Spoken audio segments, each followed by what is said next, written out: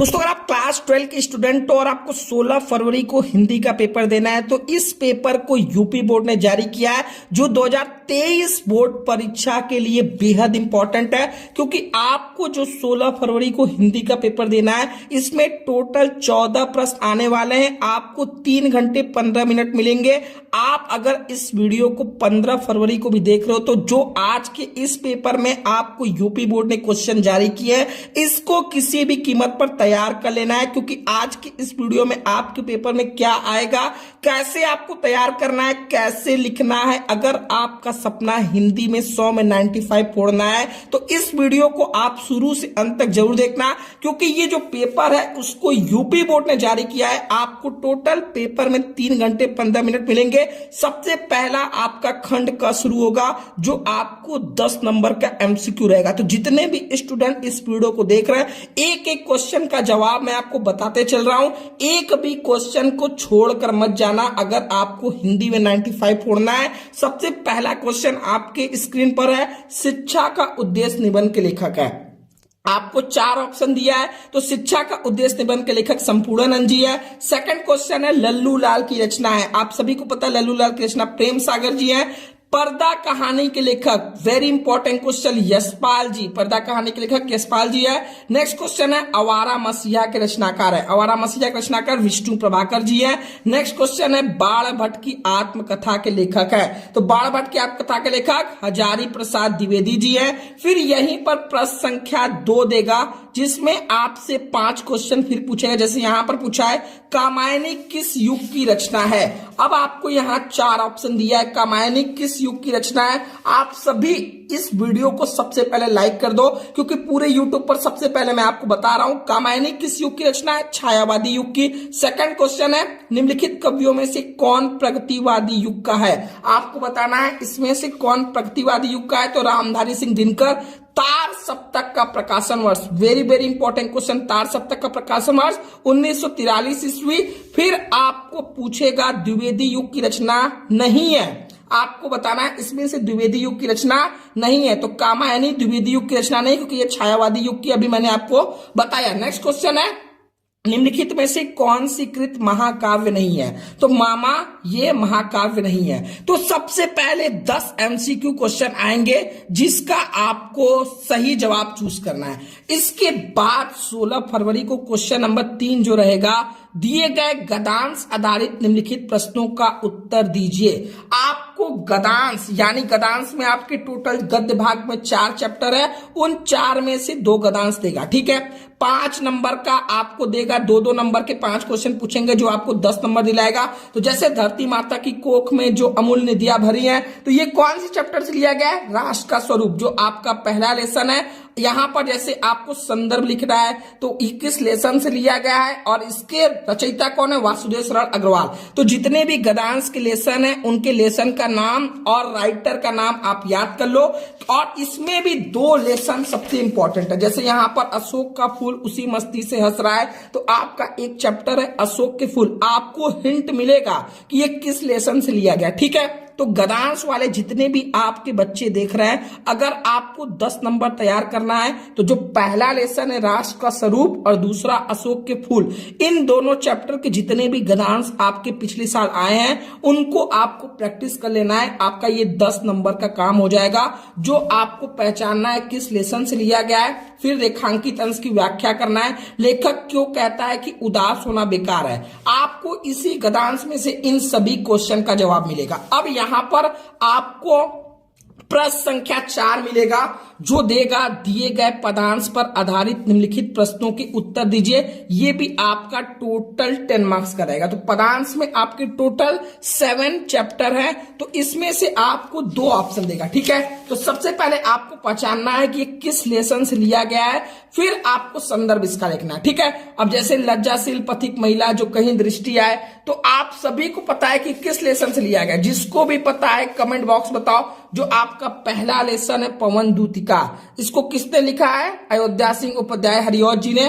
तो आप सभी को सबसे पहले आपको 2-3 चैप्टर जो मोस्ट इंपॉर्टेंट है आपके पदांश के लिए, पवन दूतिका, श्रद्धा मनु, नौका विहार और गीत, ये 4 चैप्टर के जितने भी पदांश वाले क्वेश्चन है, आपको इसमें भी पदांश का संदर्भ यानी आपको पदांश के जितने भी लेसन है और उनके राइटर का नाम आपको तैयार रहना चाहिए। ठीक है, अब यहां पर जो सबसे इंपॉर्टेंट बात है कि प्रश्न संख्या 5, इसमें क ख रहेगा। क में किसी एक लेखक का साहित्यिक परिचय देते हुए उनकी प्रमुख रचना का उल्लेख करना है, तो साहित्यिक परिचय लिखना है, साथ में उनकी प्रमुख रचना का उल्लेख। 3 नंबर साहित्यिक परिचय, 2 नंबर आपको, अब आपके मन में सवाल है कौन कौन सा तैयार कर ले, तो आपको 3 आएगा जिसमें से सिर्फ आपको 1 करना है। तो सबसे मोस्ट इंपॉर्टेंट आचार्य हजारी प्रसाद द्विवेदी, एपीजे अब्दुल कलाम, वासुदेव सरल अग्रवाल। वहीं पर अगर बात करें कवि का साहित्यिक परिचय के लिए तो मैथिली शरण गुप्त, सुमित्रानंद पंत, रामधारी सिंह दिनकर। अगर आप ये तीनों तैयार कर लेते हो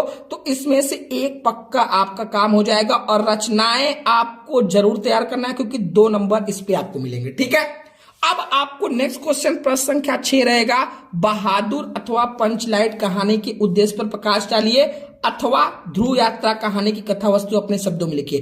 तो बहादुर, पंचलाइट और ध्रुव यात्रा तीनों कहानी में से कोई एक कहानी अपने शब्दों में आप बनाकर 80 शब्द में लिखकर बार बार तैयार कर लो, ताकि ये आपका प्रश्न संख्या 6 5 नंबर आपका पूरा हो जाए। क्लियर है? नेक्स्ट क्वेश्चन रहेगा, प्रश्न संख्या 7, स्वपठित खंड काव्य के आधार पर किसी एक खंड के एक प्रश्न का उत्तर दीजिए। अब यहां पर बहुत बच्चे कंफ्यूज होते हैं क्योंकि 1 2, तो इसमें जो बच्चा प्राइवेट भरा है वो कंफ्यूज होता है क्योंकि उसने कभी किताब नहीं उठाया है। तो इसमें आपको कई सारे क्वेश्चन दिए हैं, तो ये अलग अलग जिलों के लिए। ठीक है, तो जो भी जिले के आप स्टूडेंट हो उसमें से सिर्फ आपको, जो भी जिले में हो, 2 ऑप्शन है, इसमें से सिर्फ 1 क्वेश्चन करना है। तो जो भी जिले में आपका खंड काव्य है, अगर उस खंड काव्य में कोई प्रमुख पात्र है तो उसको तैयार कर लो, नहीं तो उस खंड काव्य का कथनाक संक्षेप में अपने शब्दों में आप 80 वर्ड में तैयार कर लो, आपका ये खंड काव्य वाला क्वेश्चन हो जाएगा। क्लियर है? अब आपके मन में सबसे ज्यादा इंपॉर्टेंट है खंड ख, जो खंड का 50 नंबर का था, अब खंड ख भी आपका 50 नंबर का है। तो सबसे पहले खंड ख में आपको प्रश्न संख्या 8 से शुरू हो रहा है, जिसमें आपको सबसे पहले एक गद्यांश दिया रहेगा, निम्नलिखित दिए गए संस्कृत गद्यांशों में से किसी एक का संदर्भ हिंदी में अनुवाद कीजिए। तो सबसे पहले संदर्भ में आपको बताना रहेगा कि प्रस्तुत गद्यांश हमारी पाठ्य पुस्तक संस्कृत दिदर्शिका के किस चैप्टर से लिया गया। जैसे महामना, विद्वान, वक्ता, तो आपका एक लेसन है महामना मालवीय। ठीक है, तो आप सिंपली संदर्भ लिखना है, तो प्रस्तुत गद्यांश हमारी पाठ्य, क्योंकि गद्यांश है तो प्रस्तुत गद्यांश हमारी पाठ्य पुस्तक संस्कृत दिदर्शिका के महामना मालवीय नामक पाठ से लिया गया है। अब आपको इसका हिंदी में अनुवाद कर देना है। 2 नंबर आपको संदर्भ में और 5 नंबर अनुवाद में। तो सबसे पहले जितने भी लेसन आपके टोटल 6 लेसन है संस्कृत में, तो 6 लेसन का आप पाठ का नाम तैयार कर लो, और एक एक बार जो सबसे इंपॉर्टेंट चैप्टर मैं आपको बता रहा हूं गद्यांश के लिए, ठीक है, आपका संस्कृत भाषा महत्वम, महामना मालवीय, ये 2 लेसन सबसे इंपॉर्टेंट है गद्यांश के लिए। क्लियर है?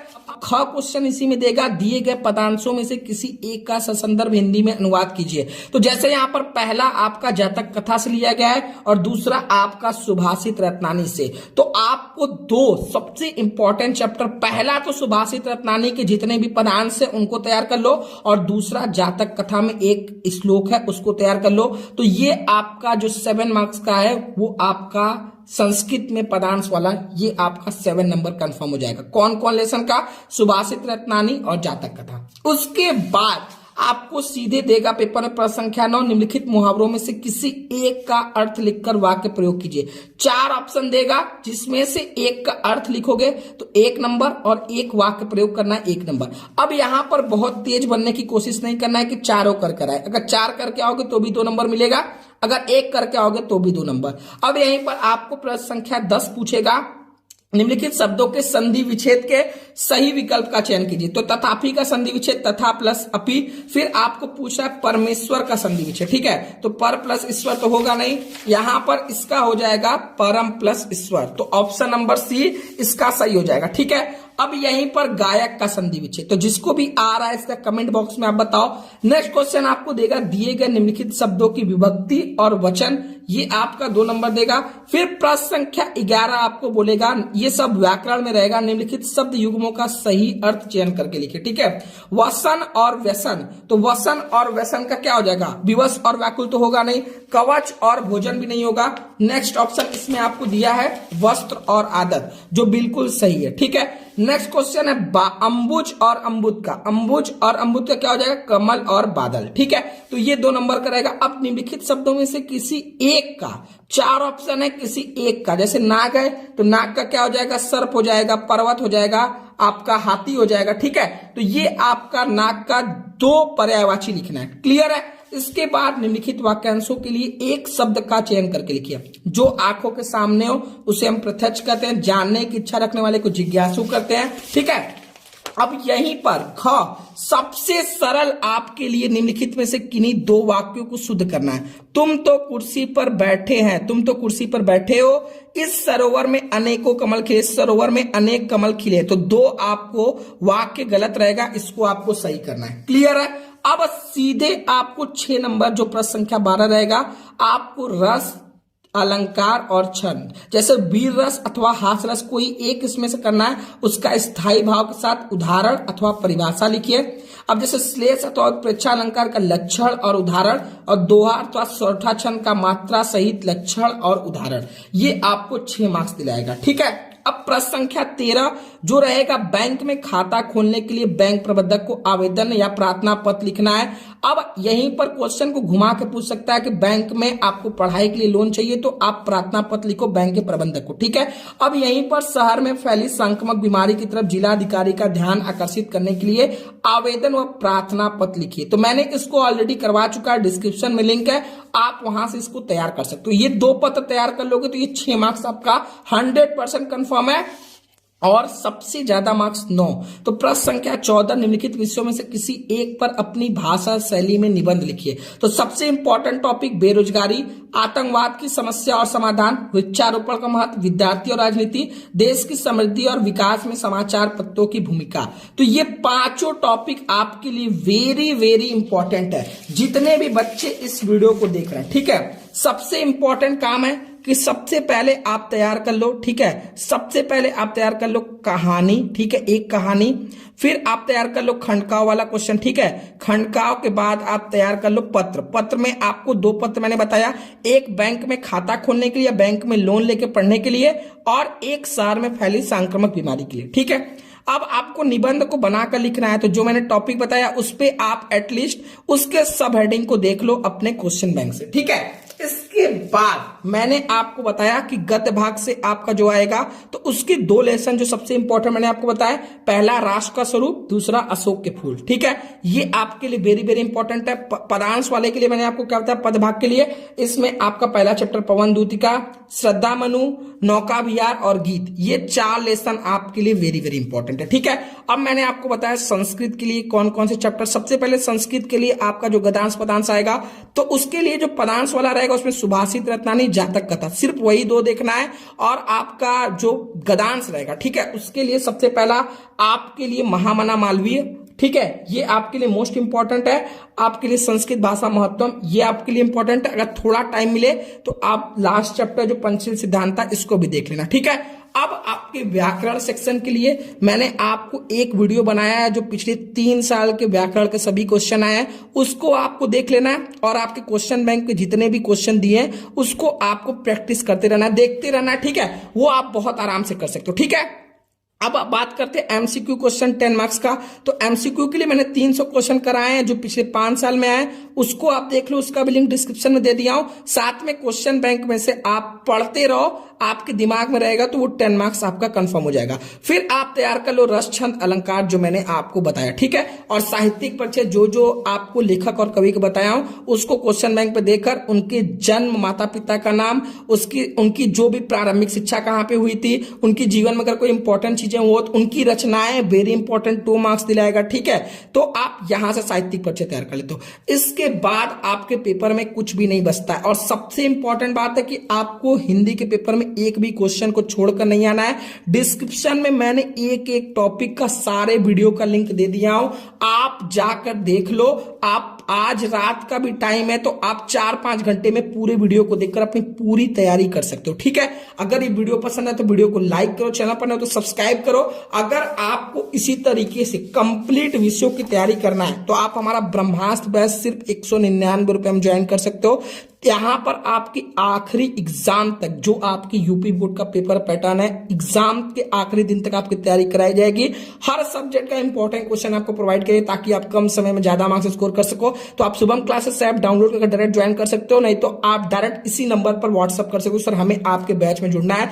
जैसे ही आप पेमेंट करोगे आपको बैच के अंदर जोड़ दिया जाएगा, ठीक है। ये जितने क्वेश्चन मैंने बताया हूं और जो लेसन बताया उन सभी को बार बार प्रैक्टिस कर लो।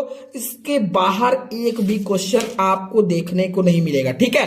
तो अगर ये वीडियो को पसंद आया तो वीडियो को हर जगह शेयर कर दो, वायरल कर दो, ताकि मैक्सिमम स्टूडेंट इस पेपर का लाभ उठा सके और वो पहले पेपर में मैक्सिमम मार्क्स स्कोर कर सके। तो आज के लिए इतना ही, मिलता हूं आपसे नेक्स्ट वीडियो में, तब तक के लिए जय हिंद जय भारत।